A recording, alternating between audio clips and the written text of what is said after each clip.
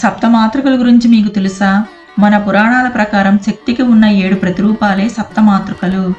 వీరే బ్రాహ్మి, మాహేశ్వరి, కౌమారి, వైష్ణవి, వారాహి, ఇంద్రాణి, చాముండి. కొన్ని పురాణాల ప్రకారం 8వ మాతృకగా నారసింహిని, మరికొన్ని సంప్రదాయాల్లో 9వ మాతృకగా వినాయకిని ఆరాధించడం జరుగుతుంది. దుష్ట శిక్షణ కోసం భక్తులను కాచేందుకు ఈ సప్తమాతృకలు సిద్ధంగా ఉంటారు. ఈ సప్తమాతృకలు దుర్గాదేవి శరీరం నుంచి వచ్చిన వారే. పూర్వం హిరణ్యాక్షుడనే రాక్షసుని సంహరించి భూలోకాన్ని ఉద్ధరించిన విష్ణు అవతారమే వరాహమూర్తి.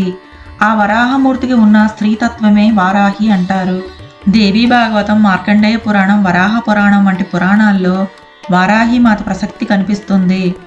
ఆయా పురాణాల్లో అంధకాసురుడు, రక్తబీజుడు, సుమ్మనిసుమ్ములు వంటి రాక్షసులను సంహరించడంలో వారాహి పాత్ర సుస్పష్టంగా కనిపిస్తుంది. వారాహి రూపం ఇంచుమించు వరాహమూర్తిని పోలి ఉంటుంది. ఈమె శరీర ఛాయను నల్లని మేఘవర్ణంతో ఉన్నట్లు పేర్కొంటారు. సాధారణంగా ఈ తల్లి వరాహముఖంతో 8 చేతులతో కనిపిస్తుంది. అభయ వరద హస్తాలతో శంఖం, పాశం, హలం వంటి ఆయుధాలతో దర్శనమిస్తుంది. గుర్రం, సింహం, పాము, దున్నపోతు వంటి వివిధ వాహనాల మీద ఈ తల్లి సంచరిస్తుంది. సప్తమాతృకలో ఒకరైన వారాహి స్వరూపం ప్రత్యేకమైంది. వారాహిదేవి మరోవైపు భూదేవి, ధాన్యలక్ష్మి స్వరూపాన్ని కూడా కలిగి ఉంటుంది. ఈ తల్లి తన చేతుల్లో నాగలి, రోకలి ధరించి ఉంటుంది. వీటిలోని ఆంతర్యం ఏమిటంటే, ఎలాగైతే రోకలి ధాన్యం నుంచి పొట్టును వేరు చేస్తుందో అలాగే ఈ తల్లి కూడా మన జన్మాంతరాల్లో చేసిన కర్మలను మన నుంచి వేరు చేస్తుంది. దుక్కి దున్నడానికి, భూమిని చదును పెట్టడానికి నాగలిని వాడినట్టుగా వారాహిదేవి కూడా మన బుద్ధిని సన్మార్గం వైపు వెళ్లేలా ప్రేరణ చేస్తుంది.